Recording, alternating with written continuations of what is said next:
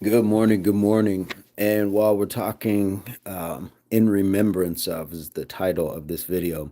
Um, all respect to those who have lost loved ones in what we know to be the 9/11 tragedy. I think that it's an important piece of our society, and it's reshaped things over the last, what is it, 22 years now.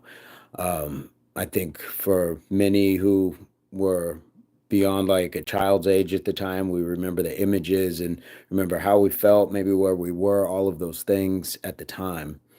And I do agree with the sentiment to never forget, as they say.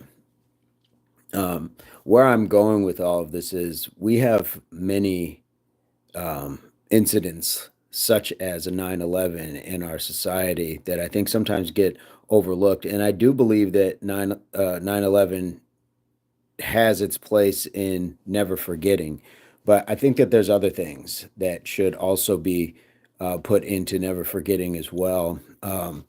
Things like I would start with something like the Trail of Tears. And I won't get into the specifics of all of these. If you hear something like Trail of Tears, please take a note and then research it for yourselves to understand why this can have the same sort of implications. Because never forget should be about learning, not just saying, well, I was there, I remember, or things like that. We should be learning about these incidents and having a grasp of what took place, how it took place, what it means now, all of those things. Never forget should be a lesson in a sense. So the Trail of Tears, I think, is a very poignant sort of never forget moment. The Devil's Punch Bowl is another one. And I know that one might be foreign to a lot of people, but again, please look these things up if you haven't heard these names before, because I do think they're important.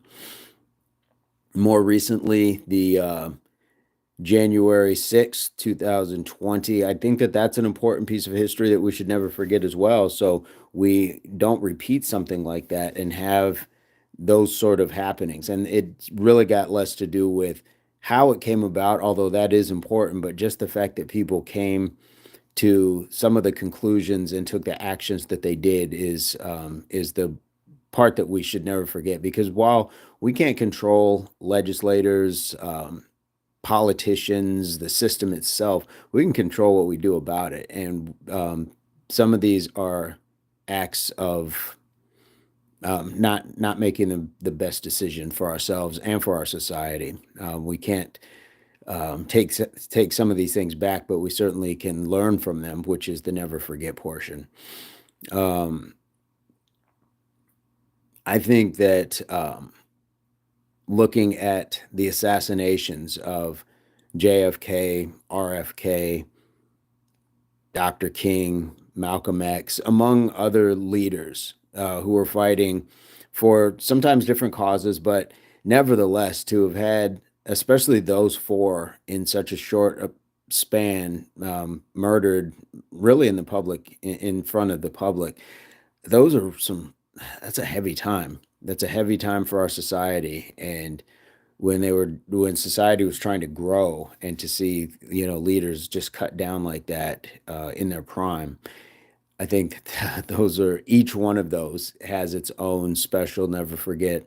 I'd be remiss if I didn't mention Harvey Milk and Marsha Peace Johnston, I believe is the last name, or Johnson. But again, if you don't know these people, please look them up,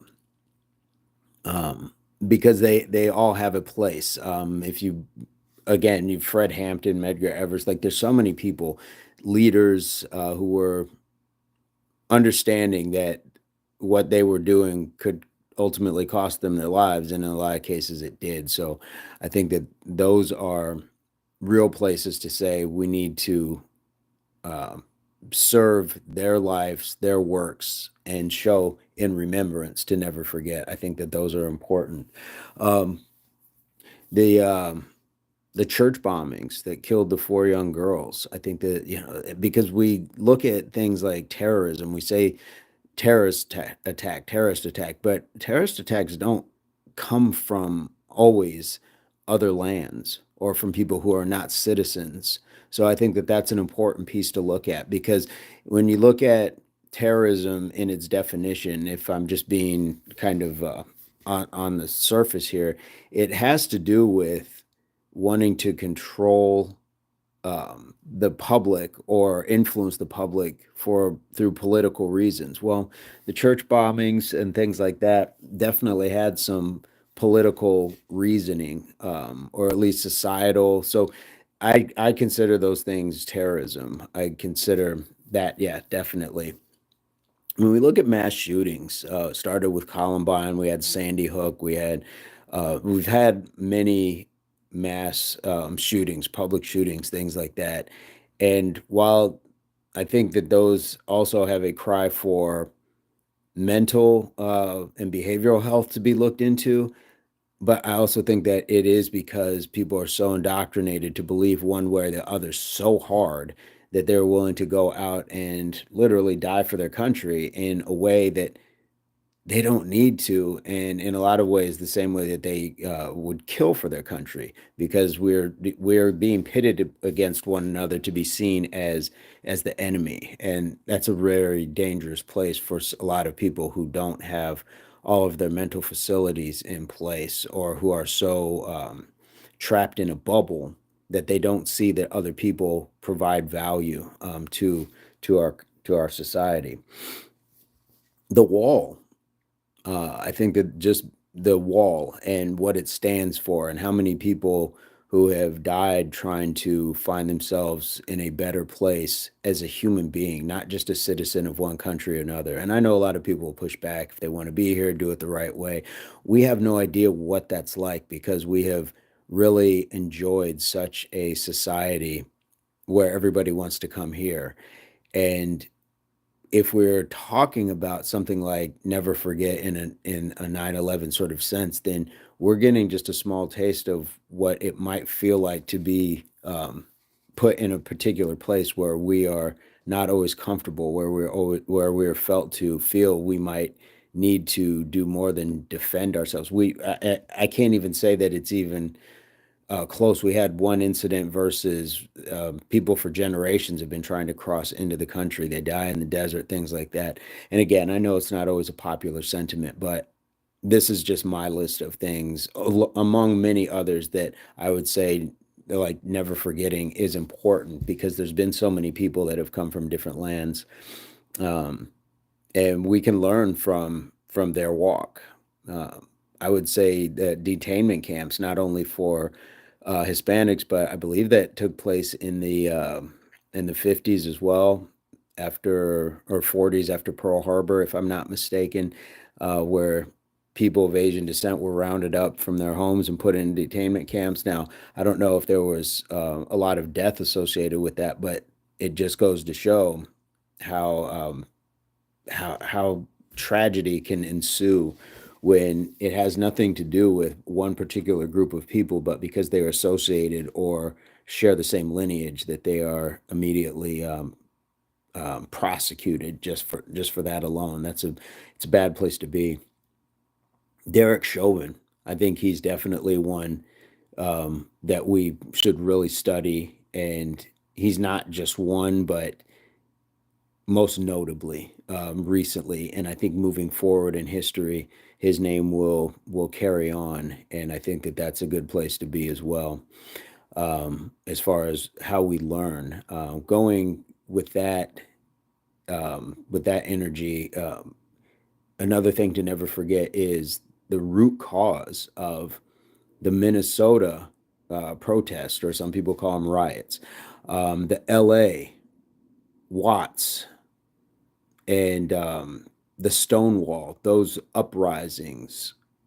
What were the root causes of that? Those are things that we should never forget as well. These are incidents where people had been oppressed enough to feel that the only way to get justice was to fight back in a very destructive manner. And some of these things, I understand, people will say, well, that's just how it was at the time, this or that, but oppression should have never been a thing. So when we look at that, yeah, I consider a lot of those things avoidable.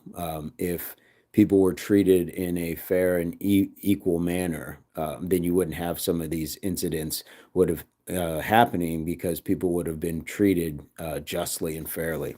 Again, just my thoughts on this. I'm going to go a different direction in this in some of this as well. Um, did I mention Flint drinking water? Because I think that that's an important one as well. Um, in this society, I don't think that that's an acceptable thing to happen to our citizens. But again, I'm not going to call it terrorism. I'm just noting that these are landmark moments that I definitely think that we should be looking at and say, we should learn to not repeat these sort of things. Um, the FDA and what we in our society are allowed to purchase and ingest in the form of food. I know that there's a population boom. We have so many things. So there's cases to be made is why hormonal food is pumped into animals and sold quicker and packaged and all of those things. Um, but it's still to our detriment in a lot of cases. And when you look at some other countries where they outlaw and ban some of the foods that we are sold, it makes you wonder. So when we're sold down the river for profit to some of these places, it's something that we need to change and then never forget so it doesn't happen again. Because what's happening is, in a lot of ways, for people who are becoming addicted to these foods and suffering long-term health complications, then again, never forget, we're sold right into the pharmaceutical industry. And that's another hard place to be, because we're fed into it because, well, they need patients, they need sick people. What better way to get sick people than to have them ingesting and eating a poor diet, where we are also given the tools to live a very sedentary lifestyle as well. So I think that that's a part of that as well, along with the penal system. I think that this is something we should never forget, how many people we incarcerate. And we can say, well, these are people who deserved it, things like that. I don't know if that's necessarily always true. And I think that when you start to introduce things like privatized prisons, do people say, do these people say, well, we need to fill these cells, we need to fill these bunks? And I think in a lot of cases we've seen where people are um, targeted because they don't have the ability to defend themselves with the proper legal representations. And there's a lot of history and cases for that. So and never forget these things, because these can and do and will affect us on some level or another, as a society. So, what are your thoughts on some of these? Am I completely out of line with thinking that maybe these don't stack up? But this is, and I want to be very clear with this. If you're comparing it directly to a 9/11, you can't possibly, because they all have different impacts, and the ripple effect will last in a different way. So some of them we can say, well, the wave has died down because, some of these people we've never heard of, or that was a long time ago, things like that. But there's going to be a point in time where we don't remember some of the people's names who perished in the 9/11 attacks. Or is there going to be a statute of limitations on never forgetting, because that's going to be a long time ago as well? How does that work? If we honor and remember some of these, I think that we should do the same for a lot of the other incidents as well, um, because it's worthy of saying never forget. It's not just a note to say, well, it happened, but because it wasn't that as many people, or it wasn't as recent, I don't think that we diminish that. I think that's why we adhere to learning and hold on to those lessons so we can respect and understand and maybe have a greater appreciation for what 9/11 meant. Pearl Harbor, I think, is another one as well. Um, and there's probably a few others that I may have missed. The Oklahoma bombings. There's a lot of things that it doesn't always have to be about the death toll. It has to do with the sentiment of what happens in the minds of citizens when they start to attack their own country, their own countrymen. When we're talking about mass shootings, things like that, there's a lot of problems when it comes to that. If I didn't mention Sandy Hook, I think that that's another one. All of those along those lines, I think, are dangerous, dangerous things to not just overlook. And I understand that a lot of the times we see something where one tragedy happens than another, and so it diverts our attention and things like that. And it's a lot to take in, and sometimes we want to tune it out. But I think that that's even more dangerous to start tuning things out because we don't want to see them. I also think that in some fashion, how we have allowed politics to slide into entertainment, more mudslinging than ever, and the people that we've selected over the, I would at least say, the past two elections, um, we need to take a closer look at that as well because the history books are going to show that that's something we should never forget as well, and maybe start allowing that we demand better from our pool of choices when it comes to candidates for politics. We seem to fight more about what our sports teams are doing, or from a distance will demand better from our politicians and legislative bodies, governing bodies, but we don't necessarily put the work in to say, I want to actually make a real change. We've gotten to the point where we can type it, hit send, and have the ability to wait and look for likes, dislikes, and then argue with people who have an opinion as well, but are in no position to make any sort of change. So we need to start looking more at the petitions. We need to start looking more at the movements that are put in place. So we have that. Um, I'm going to leave it at that. And again, this is not to take away from the 9/11 event itself, but it is to add to it because I don't think that never forget is should be isolated to one thing when we've seen so many tragedies that we definitely should remember and learn from. Um, what are your thoughts? Ace up the sleeve, advice, comment, experience. Please hit the like, even the dislike. I won't be mad at you. Leave your comments. I always say, keep it respectful, keep it in a place where we can have a conversation. Once we get to condescension, snarkiness, rudeness, or just outright, just not even beyond disagreeable, then there's not much to talk about, and that's part of the problem. And in some ways, how we got to some of these places with some of these topics, we need to be able to hear each other and say from different planes, different walks of life, that this is something that we need to address because we've talked um, across ethnic borders. We've talked about across sexual orientation. We've talked, just environmental. We've talked about a lot of different things that can affect us all at any given time. So it's our society, and it's really our job. It's as citizens not to just sit back and enjoy rights and privileges, but to understand how those rights and privileges came to be and do what we need to uphold and protect them because it's not just a military thing.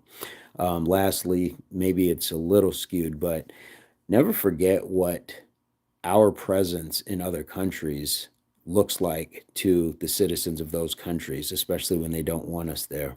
I think that that's an important one as well, because while most of these other ones are talking about U.S. history, world history and human history is important to explore as well. And we can't just believe that our presence everywhere is meant to free people, so it means that it's better for them and they should be glad that we're there.